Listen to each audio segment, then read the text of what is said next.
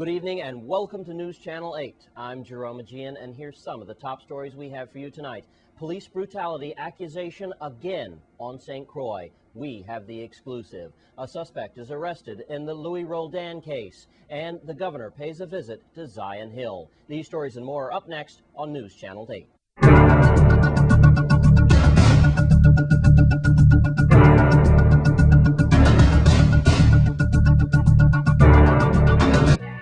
News Channel 8 is sponsored by AT&T. Centennial is joining AT&T for greater coverage, more innovation, and better service. In our top story tonight, for the third time, a St. Croix police officer has been accused of brutality. News Channel 8's Wes Small files this report on a young lady who is now at Juan F. Louis Hospital with broken bones.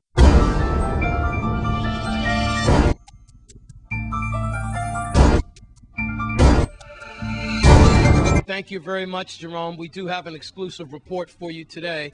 I'm here now with Miss Robles, and her daughter right now just went through a 4-hour operation, emergency operation on her arm.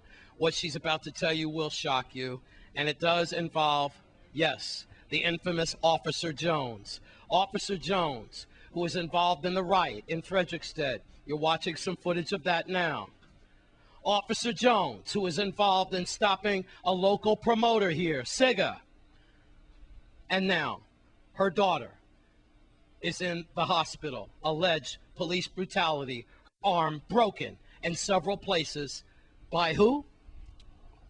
Jones, Officer Jones. Please tell us what happened to your daughter.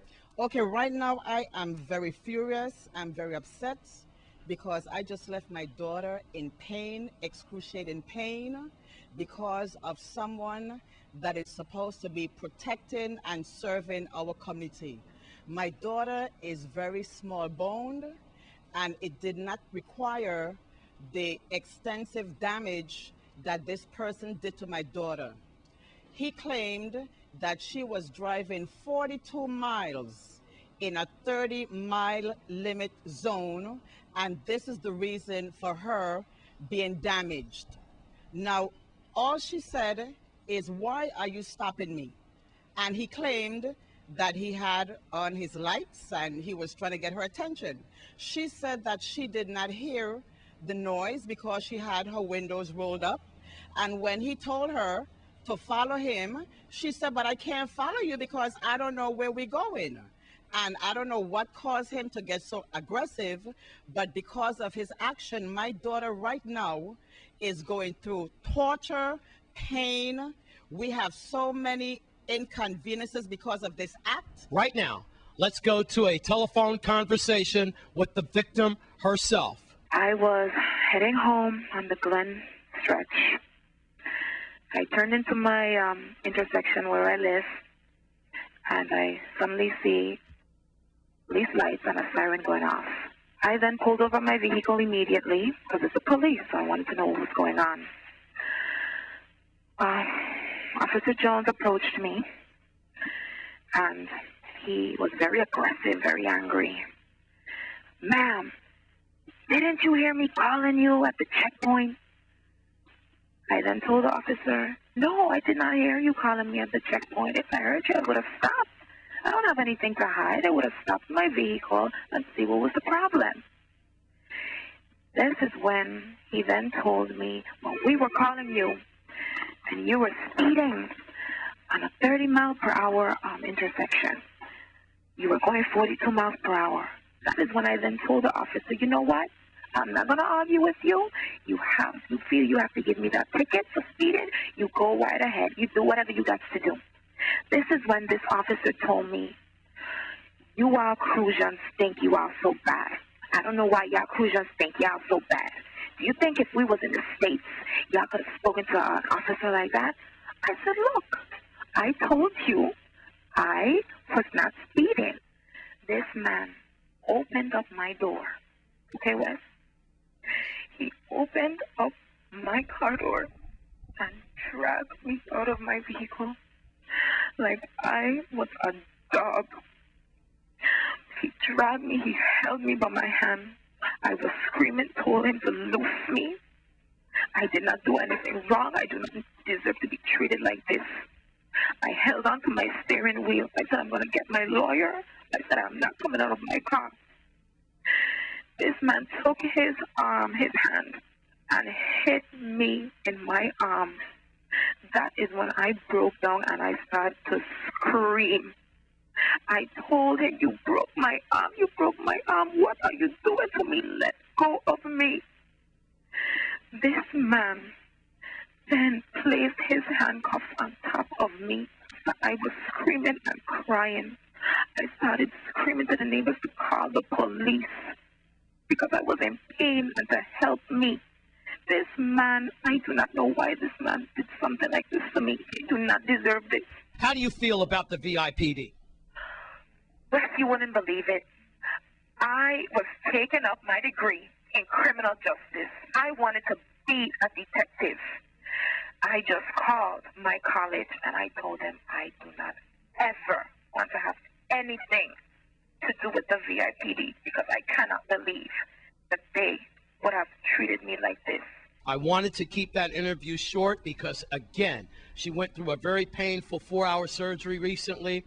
Right now, she's drugged up. She wanted to come downstairs so you could see her battered body, but they would not let her off the floor. Well, they shouldn't, because she needs to be under the doctor's care. We are all praying for your daughter to get better. Thank you and, so much. Again, we just wanted to let the public know exactly what is going on in our community. Thank you so much. With a representative of the Robles family, we're at Juan Louis Hospital. Allegations of police brutality, again, allegations for the third time on Officer Jones. When will it stop? I'm Wes Small for News Channel 8. Thanks, Wes Small, and we'll have more on this exclusive story as the facts come in.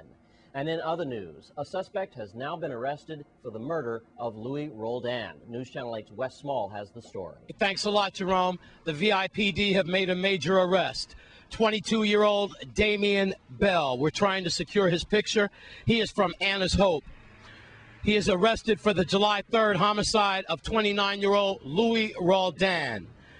He was arrested yesterday around 2:45 in the afternoon. It was almost like an HBO movie, right from the all the way to the end, involving murder for hire, corrupt police officers, and the like. Now, Louis Roldan was convicted on January 29th, along with 2 other police officers, by a federal jury on 5 charges stemming from conspiracy to extort $5,000 from a suspected drug gangster, his name Richard Mota. But then, in that raid just a few weeks ago in a state Richmond, a little bit behind me, in an abandoned house at a police press conference in Frederickstead, the media was awestruck. I got to tell you something right now. So many deadly weapons were confiscated in that raid. 11 firearms in all, bulletproof vest, other items like drugs and the like. Also, small caliber revolvers all the way to the AK-47.